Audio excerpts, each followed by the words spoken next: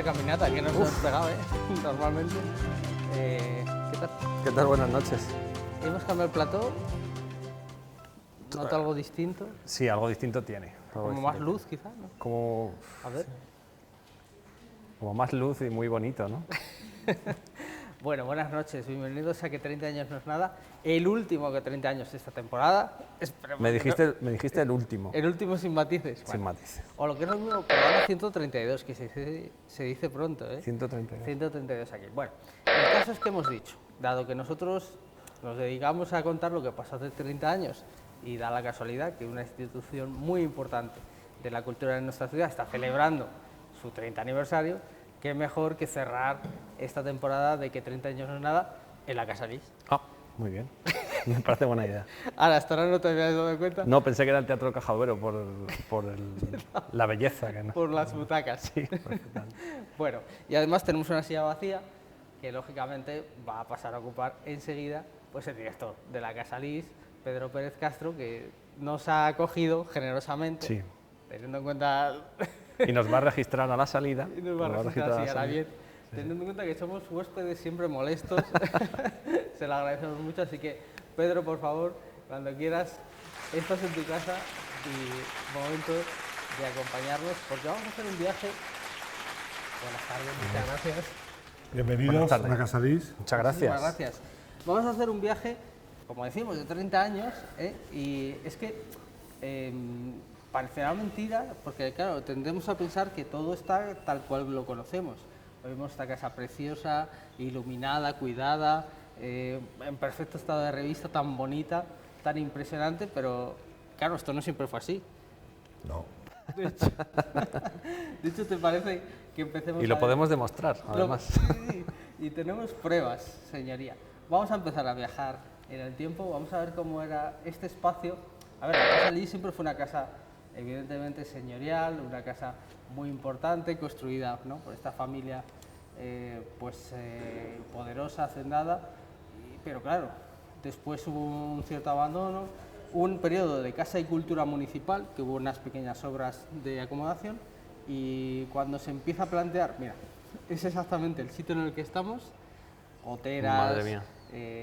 ¿cómo me decías que se llama ese que yo he llamado granate, ese color de la El cerrajería? arquitecto, que fue Fernando Purín, decía que era rojo inglés, Rojo inglés, qué bonito. como las cabinas telefónicas de Claro. Londres. Claro, pues ahí vemos este cielo maravilloso de los Vilaplana, ¿no? No existía, tampoco en la fachada que da hacia Restores Peravé, las vidrieras eran blancas, sin más, y bueno, poco a poco se pensó en hacerla todavía más... El medallón de Wellington, por algún motivo estaba ahí, que no sabría yo cuál era, que era un poco trastero también esto. Pero... Yo creo que esas imágenes no corresponden aquí, me da la impresión. Pero, a ver, el archivo que tenéis en televisión es magnífico, pero el medallón de Wellington no ha estado nunca aquí, yo creo. No sé yo si, digo, como fue un periodo de casa y cultura que quería ser como una especie de museo de la ciudad, este anhelo que siempre ha habido y que nunca se ha cubierto, no descartemos que, bueno, se trajera alguna cosa que no sabía muy bien qué hacerse y, bueno. Y decimos, la historia de este edificio cambia cuando se conjugan, estamos viendo, ¿no?, cómo ha cambiado, como decimos, el patio cubierto, que originalmente tampoco estaba cubierto. No, era un patio Era un abierto. patio abierto. Después se cubre para este fin, para la Casa de Cultura, y luego cuando llega el Museo de Art Nouveau y Art Deco ya se hace el Sí, de todas formas, si me permites, una Sí, claro. cosa, me permitís, es muy importante esta primera recuperación porque el edificio se caía. Cuando se expropia la época de Jesús Málaga y se dedica a Casa de Cultura, se consigue que no se caiga la casa. ¿Que la intervención no fue muy afortunada? Pues seguramente, pero no se cayó la casa. que era el objetivo. Bueno, pues decía, rojo inglés. No solo por dentro, sino también por fuera, porque hoy la Casa Lis es como la imagen, bueno, lo vemos, ¿no? Cientos y cientos de autobuses que paran ahí en el centro de recepción de visitantes. La primera imagen que tienen es la Casa Lis con su vidriera preciosa con la catedral, pero no era esa la imagen de hace 30 años. En el año 95 vamos a ver cómo era la Casa Lis, porque la Casa Lis, como decimos, lo estábamos viendo antes, desde dentro hacia afuera y ahora al revés, de fuera a dentro. este era el estado de la Casa Lis, que yo me imagino que pues seguramente algún vidrio se habría roto. Bueno, los azulejos siempre ha sido una seña de identidad de esa fachada, pero la escalinata, la fuente, en fin. La vegetación creciendo de una forma un poco desordenada, ¿verdad? Y las grúas, pues como decía, salvando la casa. Creo que aquí hubo me contó alguna vez Jesús Málaga, haciendo balance de su alcaldía, un jaleo con el propietario, que era Juan Trujillano, que bueno, hubo una expropiación, fue un litigio de estos muy salmantino, largo y complicado. Bueno, se pudo llevar a buen fin. ¿Y cuándo se piensa que, oye, pues qué mejor que esta casa para albergar la colección de Manuel Ramos Andrade? Bueno, realmente es un poco quizá al revés, es decir, primero tenemos la noticia, siendo alcalde Fernández de Troconi, que hay un señor en Barcelona que tiene una colección magnífica y que quiere donarla a su ciudad, a su comunidad, como decía el señor Ramos. Y entonces empezamos las primeras gestiones y le dijimos a Ramos, en Salamanca tenemos una casa modernista, puede ir perfectamente con las colecciones. Ya vino él, le encantó y dijo, pero yo quiero hacer la restauración. No hemos saludado a Ramón, a Paco y a Guille, sí, que están por ahí. Están hoy... Que están hoy aquí muy liados porque salimos pocas veces del estudio. Y no creo que volvamos a salir ya. Posiblemente no nos dejen volver a salir, es verdad. Pero bueno, Ramón, vamos a poner ya, y que nadie se asuste, ¿no? Porque todo se hizo como se tenía que hacer, A ver. se hizo con cuidado, pero es verdad que la imagen de cuando llega, el día que llegan 1500 piezas, una detrás de otra, 1500, que es la colección primitiva, bueno, la suma de colecciones de Ramos Andrade. Mira, y vemos por ahí muchos emblemas del museo, ¿no? Esa lámpara que está ya en la entrada, ahí la vemos, muñecas, crisolefantinas. A ver, esto lo tengo que explicar, Paco. Sí, si no- porque parece esto... Y además un zoco. voy a contar un secretito. A mí me dieron instrucciones de que había que inaugurar en una determinada fecha el museo. Y creo que había elecciones inmediatamente, en fin. Eso suele pasar. Y entonces yo le tuve que presionar mucho a Ramos Andrade para que trajeran su colección, que estaba en Barcelona, pues con una cierta premura, ¿no? Entonces, efectivamente, en este momento se estaban construyendo todavía las vitrinas ¿Pero dónde estaba todo eso, Pedro? en Barcelona, Pero eso que tenían un almacén, en la casa de don Manuel Ramos Andrade, Pau Clarís, esquina calle Valencia, una casa importante de características del ensamble de Barcelona, en un principal, una casa enorme, y él lo tenía todo bien ordenado en sus vitrinas, y allí fuimos con la empresa de transportes y lo trajimos quizás de una forma un poco apresurada para coincidir con un día de la inauguración. Por eso estaba un poco todo por ahí, pero vamos, no se rompió nada. No. Nada. Estamos No tuvimos que dar lo vemos hoy. parte a la compañía de seguros de nada. Todo Quedó por todo aquí. perfecto. Hemos visto también el retrato de Olga Sakharov, bueno, hemos reconocido muchas piezas. Bueno, Manuel Ramos Andrade, que es un mecenas que le debe Salamanca mucho, ya lo saben las miles de personas, pero a lo mejor no es tan conocido como debiera, ¿no? Y tenemos varios momentos de Manuel Ramos Andrade en el archivo. Vamos a poner, el primero de ellos es, como explica, pues cuando trae todas sus piezas, como nos dice Pedro desde Barcelona, bueno, pues ¿qué va a ser esto? Que tampoco estaba tan claro, no sabía mucho el salmantino medio de Art Nouveau, Art Deco, de modernismo, ¿verdad? y Manuel Ramos nos lo explicaba. Para mí son casi todas de igual valía, aunque no de igual coste, y es difícil. Sí que hay unas 4 colecciones que sobresalen, que es las muñecas, el cristal, las criselefantinas. O sea, hay unas colecciones muy puntuales y luego hay otras colecciones que son más, digamos, más sencillitas, pero el conjunto de la colección, yo creo que al salmantino le estará encantado de ver. Pues esa era la explicación. Parece mentira. Estoy de acuerdo, ¿eh? Tú que tienes tu casa llena de libros, Yo que tengo mi casa llena de libros. te podía haber dado por coleccionar Pues sí, pero crisolefantinas, yo qué sé. no he tenido esa suerte. Parece mentira, digo, que es verdad que da la sensación de deuda un poco. Es verdad que el patronato lleva su nombre, que, bueno, que tiene una calle en la ciudad, ahí al lado de la Facultad de Comunicación además, pero que quizás no se reconoce lo que significó el impulso, en definitiva, todo el casco viejo de Salamanca, toda esta zona que estaba de una manera totalmente distinta y que la llegada de la Casa Lis como museo marca un antes y un después, ¿no?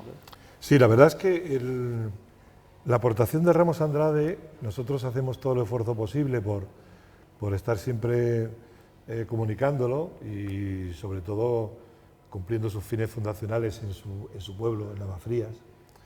Pero es verdad que se le debería reconocer más, porque la Casa Lis supone una manera de rehabilitar un casco que estaba muy deteriorado, el casco antiguo.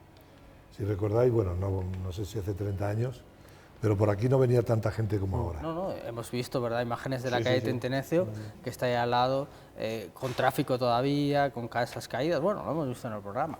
Bueno, vamos a ver el momento simbólico siempre, lo hablábamos, de cuando se van ya juntando todos los detalles y cuando se produce la firma de una cuestión importante, que es asegurar todo esto. No, me decías, Pedro, que esta empresa que participa en la primera correduría ya no existe, pero bueno, ahí vemos a Jesús Málaga, a Ramos Andrade y ahí te vamos a ver a ti. Si no recuerdo, lo te hemos visto más. Sí, sí, conseguimos el patrocinio muy importante de una multinacional francesa. El director general, Jean-Marie Abac, se enamoró de este museo y la verdad es que nos hizo el primer patrocinio, fue importante. Y bueno, ya veíamos que el día de la firma pues ya estaba todo, claro, a Ramos Andrade lo veíamos con martillazos, con taladros, ahí ya estaba todo preparado, las vitrinas, las vidrieras, claro, el cambio fue, tú que viviste el proceso, fue radical. Sí, parecía increíble que consiguiéramos abrir el día que nos habíamos comprometido para la inauguración, que yo sé que tenéis también las imágenes, y realmente llegamos a tiempo, pero con mucho esfuerzo, pasándolo mal por las noches. ¿Nos suena eso de estudiar a la última hora? Sí, sí. En el examen. Ultimísima. Bueno. Muchas, estas colecciones, bueno, ya nos lo explicó antes Manuel Ramos Andrade en las declaraciones que escuchábamos, tenemos esas 4 colecciones que luego se han ido ampliando. Y claro, el museo ahora tiene una personalidad y una impronta. Sí, tenemos aproximadamente un 15% de las piezas que se exhiben en la exposición permanente, que son aportaciones que hemos ido haciendo en estos 30 años, siguiendo las líneas que Ramos Andrade, porque Ramos Andrade era un coleccionista, pero que tenía en la cabeza un museo. Iba coleccionando, pero sabiendo que esto iba a ser un museo. Sí. Con lo cual hemos seguido esa línea. Como performando el museo. Bueno, pues teníamos por ahí, vamos a saltar, Ramón, tenemos alguna explicación previa, pero vamos directamente al meollo, si te parece. Pues una noche de abril del año 95, hace 30 años y algún día, pues venga, la Casa Lis de repente cambio, ¿no? se ilumina también el trocito de muralla que se había reservado para aquel día. Exactamente. Y bueno, y la gente que entra aquí, claro, se queda extasiada como pasa ahora cada día que entramos por aquí. La verdad es que la gente se sorprendió cuando entró, porque no esperaban encontrar este cambio tan importante que habíamos hecho en el museo, y el conjunto de la luz con la iluminación nocturna de la fachada sur, de la muralla. Yo creo que fue un día de muchas emociones. Y por fin, Manolo siempre lo había dicho, costará que los salmantinos entiendan esto, pero al final lo entenderán, y así fue. Él se sintió, me imagino, también emocionado. Estamos viendo, bueno, y desde entonces acá, la verdad es que los cambios han sido pocos. Algún ajuste pues lógicamente, un museo vivo, esto que se ha puesto aquí y allá, este cuadro que se ha puesto mejor en otro sitio, pero realmente abrió como ya muy configurado, ¿no?, el museo. En el momento que se inaugura, se crea la estructura que, insisto, hemos intentado mantener.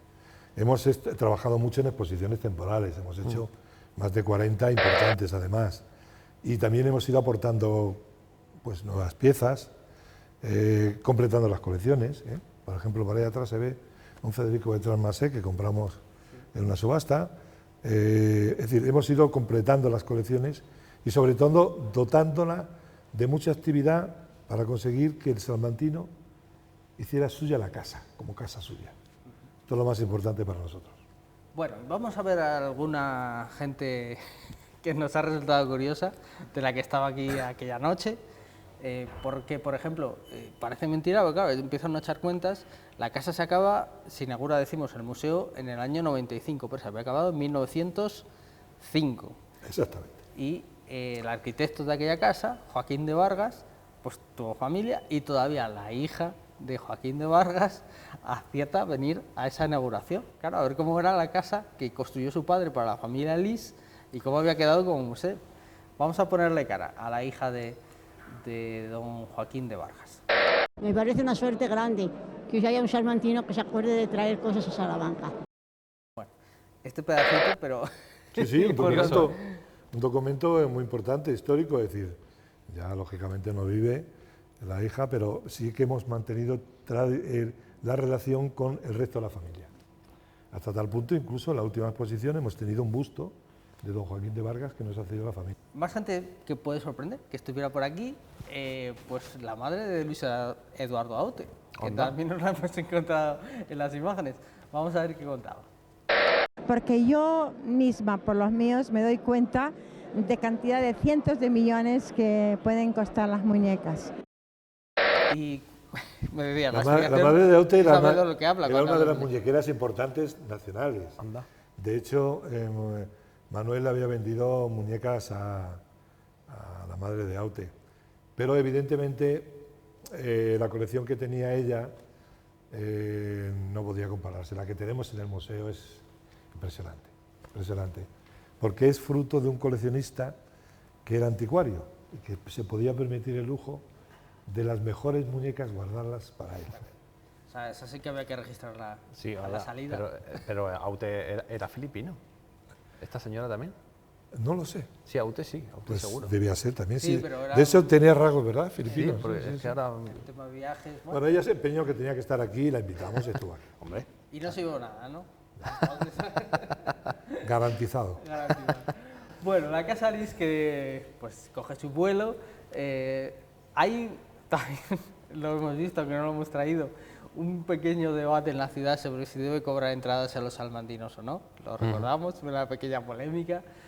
Se acaba comprendiendo que sí, para cumplir los fines fundacionales, aunque siempre ha habido un día gratis, ¿verdad?, para la gente. No, o casi aquí siempre. hay una cuestión que es ineludible.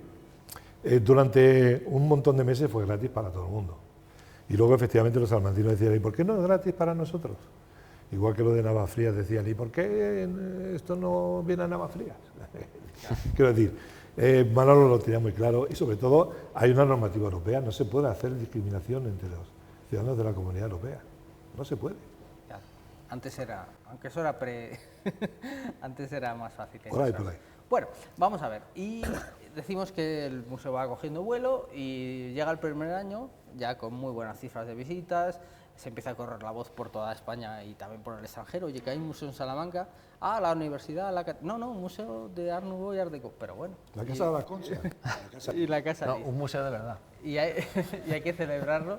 Y pues con esas cosas que casan bien, decís, venga, pues coches antiguos. Y ahí entramos en otra figura maravillosa, que es la de Demetrio Gómez Planche, que es, bueno, el gran impulsor del actual Museo de Historia de Automoción, que se vuelca, ¿no? Vamos a ver esas imágenes. Ramón, las imágenes de la llegada de los coches antiguos a, bueno, un montón de esta música, con un montón de coches que maneja el mismo Demetrio Gómez Planche. Y bueno, pues una noche que... Bueno, somos vecinos, celebramos el primer aniversario. La relación de Demetrio con Ramos era muy buena y además tenían un elemento común, muy parecido.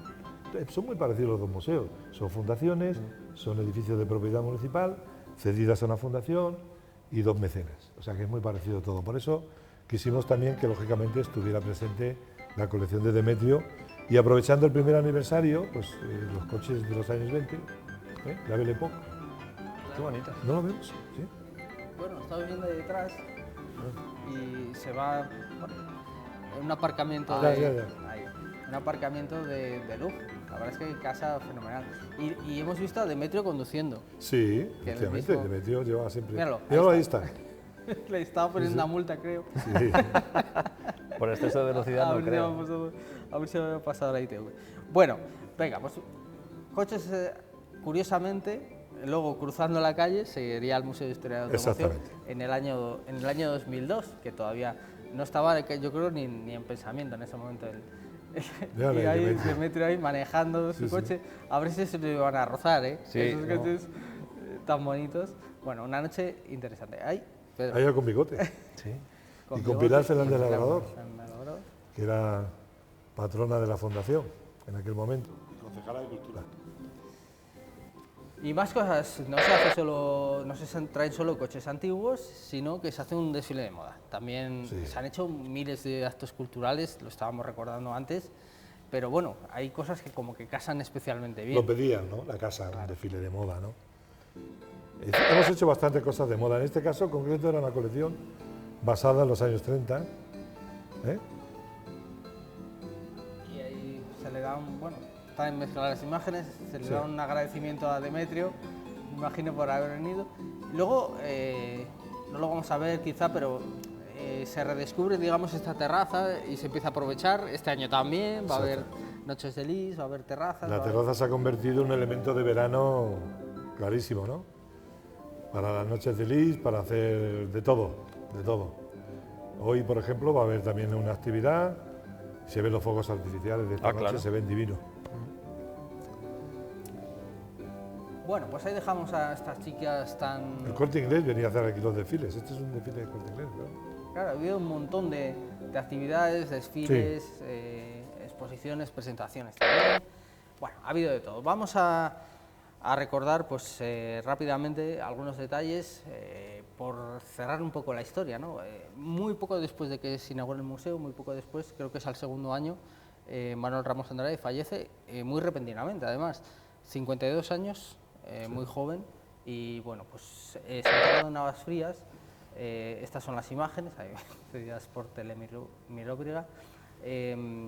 Bueno, allí también había un pequeño centro cultural que había contribuido. Bueno, un mecenas, quizá un mecenas en el sentido más profundo de la palabra, de los que ya no existen tan Pues sí, generosos. cada vez hay menos, porque además no se ha desarrollado la ley de mecenazgo y por lo tanto no se posibilita que haya más actuaciones.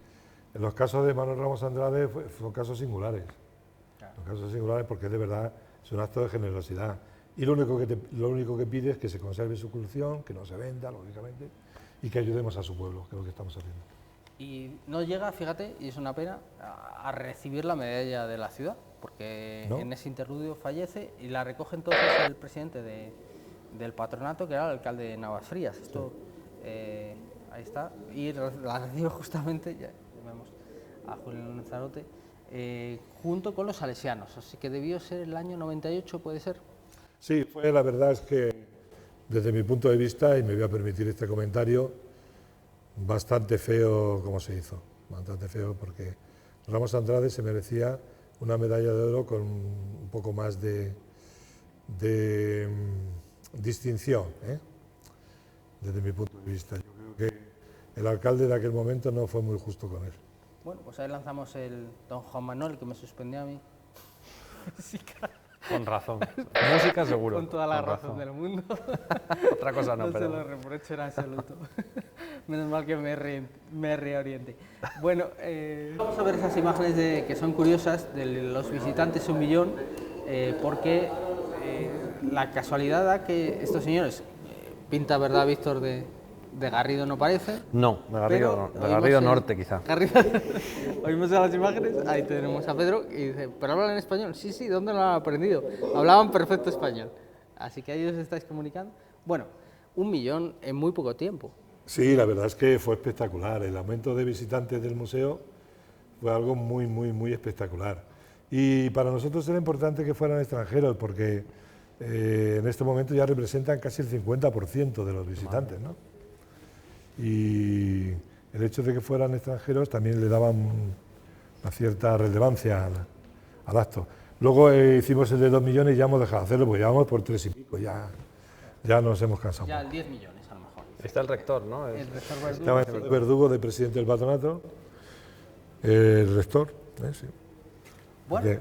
pues 1 millón y todos los que vinieron detrás, ya decimos, anualmente entre los museos más visitados de Castilla y León, desde luego destacadísimamente, bueno, luego el Museo de la Evolución ha cambiado, pero es verdad que con el pago de entrada pues de los más importantes también del país. Y llega también, que lo estábamos hablando antes, la catarata de visitas, porque aquí nosotros cuando viene alguien de fuera decimos, ¿qué hay que ver en Salamanca? Vete a la Casalís. Claro, Claro, sí, sí. pero que sí, ¿no? Siempre. Claro, siempre. Y además sin comisión, que en el caso de Víctor es... ¿No? Yo sí la cobro. Vale. Es la entrada más el 20%. Me pega sí que diga que sí. Claro, hombre.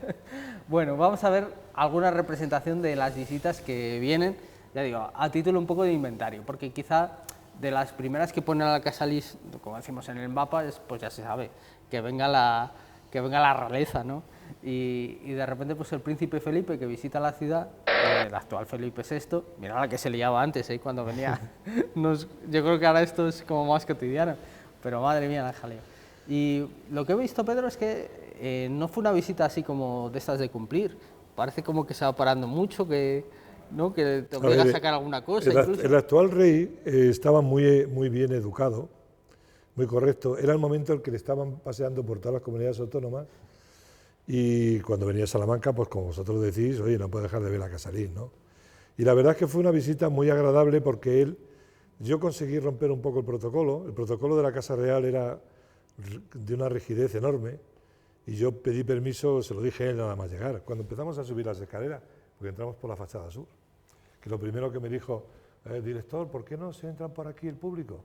Digo, Alteza, cuando lleguemos arriba lo va a entender. Y bueno, arriba me dijo, sí, ¿verdad? Física, pero... Y entonces le dijo, ¿vamos a romper un poco el protocolo? No hay problema, me dijo, sí. Y era muy espabilado además, porque yo le enseñé una de mis piezas favoritas y cuando bajó para ya despedirse a firmar el libro de honor, le regalamos el catálogo del museo. Y en la portada venía la pieza favorita. Y me dijo, esa es su cita favorita, ¿verdad? O sea, era un tío que controlaba mucho de cabeza. Y la verdad es que fue una visita interesante. Bueno, y por cerrar el círculo, yo creo que como síntesis también de lo que es un museo vivo, vamos a ver se han ido comprando algunas cosas, como nos has explicado, pero yo creo que de todo lo que se ha adquirido, esto quizás es lo que Pedro ha calado más en la ciudad. Siempre ha habido una colección de autómatas, formaba parte del legado de Ramos Andrade, pero pues vía subastas, vía anticuarios también, ahí tú te has movido particularmente bien sí. Y has conseguido algunas compras muy importantes. Y luego esto se ha convertido en una fiesta navideña y la gente viene a una soirée, ¿no? a ver cómo se mueven estos prodigios. Es una de las cosas más bonitas, la soirée que hacemos en Navidad. Es increíble, ¿eh? Ponemos en marcha todos los autómatas y vienen las familias con los niños y realmente una tarde maravillosa. Es una colección que hemos incrementado casi en el 50%. Hemos tenido mucha suerte, afortunadamente encontrar estas piezas que son súper caras, pero tuvimos la oportunidad de conseguirlas a un precio muy barato. Y son magníficas, quizá un poco porque a veces la gente no conoce cómo son y tal. Y forman parte de una colección de uno de los proyectos futuros más importantes del museo. ¿Qué es? ¿Cómo? ¿Qué es? Bueno, voy a hacer un pequeño avance. Venga. Estamos trabajando, el tema de la inteligencia artificial nosotros la estamos tratando con mucho cuidado, porque no hay que abusar de ella. Pero en el caso de las muñecas, imaginaros, las autómatas, perdón, nosotros las exponemos en sus vitrinas, tal y como se hicieron, perfectamente iluminadas, pero no se pueden ver ni en movimiento ni con su música. Con la inteligencia artificial, el desarrollo de técnicas inmersivas y, bueno, hemos hecho todo el proyecto de convertirlos en gemelos digitales, en 4D, y a partir de ahora estamos trabajando en una exposición que será el próximo proyecto del museo. Y os estamos dando la avanzadilla, ¿eh? Qué bueno. Ya contaremos más. Muy bien. Pues yo creo que hemos recorrido, ¿no? 30 años ¿Sí? En un periquete, la verdad es que se ha hecho muy corto. Pero felicitaros porque es un trabajo magnífico de recuperación de la historia de Salamanca a partir de esto. Bueno, pues muchísimas gracias, Pedro, muy amable, y muchísimas gracias por habernos acogido esta tarde-noche aquí en la Casalís, gracias a todas las personas también que nos han acompañado, gracias a los compañeros técnicos. Sí, que hay un montón de gente ahí, ¿eh? Hay alguna gente, sí. y hemos querido echar hoy el cierre aquí y bueno, pues ha sido un placer, una temporada más, después de aquel pequeño paréntesis, estar aquí contando 30 años y bueno, hasta pronto. Vacaciones hasta octubre, ¿no? Vacaciones mínimo hasta octubre. Bien, bien, bien. Que bien nos las hemos ganado. Muchísimas gracias y muy buenas noches.